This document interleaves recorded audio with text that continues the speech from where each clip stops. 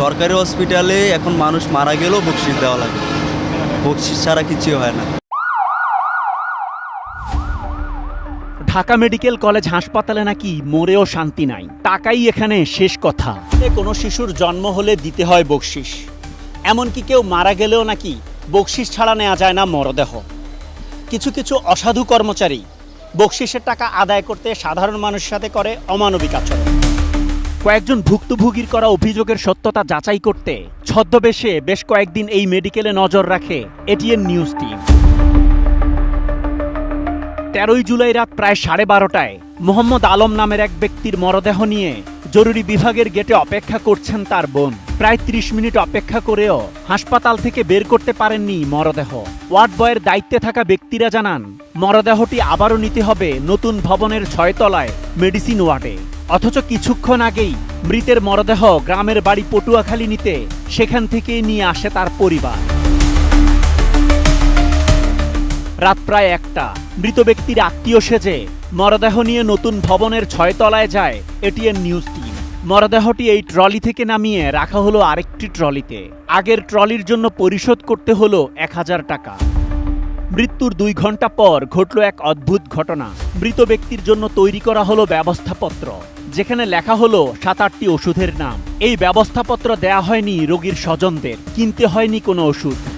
Design, elegance, beauty, সেরা পণ্য সবার জন্য জেভিকো।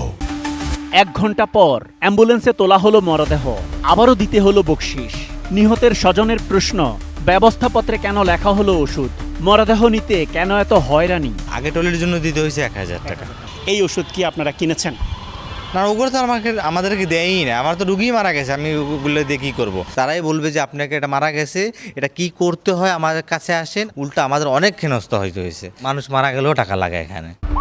এদিকে ঢাকা মেডিকেল কলেজ হাসপাতালের মেডিসিন ওয়ার্ডে 8 দিন ভর্তি থাকার পর চিকিৎসাধীন অবস্থায় মারা যান ব্রাহ্মণবাড়িয়া জেলার মোহাম্মদ সুলতান নামের আরেক ব্যক্তি। এ সময় তার সাথেই ছিলেন মেয়ের জামাই সামিউল বাসির। শ্বশুরের চিকিৎসা নিতে গিয়ে তিনিও নানাভাবে হয়রানির শিকার হন। পরীক্ষাগুলো আমি করানোর জন্য নার্স আমাকে বলতেছে 8000 টাকা। হ্যাঁ, নার্স ওনারাই করাই দেবে। বেডের জন্য 300 টাকা দিচ্ছে, আরও 100 টাকা চাচ্ছে। রুগীকে যদি আমি নিচে নামাই তাহলে আমার 200 টাকা দিতে হয়।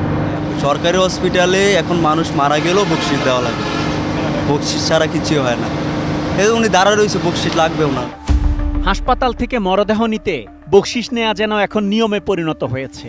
মাঝে মাঝে নিহতের স্বজন খুশি হয়ে বকশিশ দিলেও খুশি হন না ওয়ার্ড বয় এবং ট্রলিম্যান। পূরণ করতে হয় তাদের পছন্দ মতো চাহিদা। অধ্যাপক ডাক্তার খান আবুল কালাম আজাদ জানান, মৃত্যুর 2 ঘন্টা পর ব্যবস্থাপত্রে ওষুধ লেখার নিয়ম নেই। সেই সাথে মৃত ব্যক্তির স্বজনের কাছ থেকে বকশিশ নেওয়া অমানবিক। যদি তাকে একবার মৃত ডিক্লেয়ার করা হয়, নিশ্চয়ই তার জন্য আর কোনো প্রেসক্রিপশন লেখার প্রয়োজন পড়ে না। মানুষ মারা গেলে তাকে তার প্রতি শ্রদ্ধা রেখে যতটুকু পারা যায় বরঞ্চ সাহায্য করা উচিত। পরের পর্বে দেখবেন বিনামূল্যে সরকারি ওষুধ আনতে গিয়ে কিভাবে হয়রানির শিকার হন সাধারণ মানুষ। Asad Bhuiyan, ATN news, Dhaka.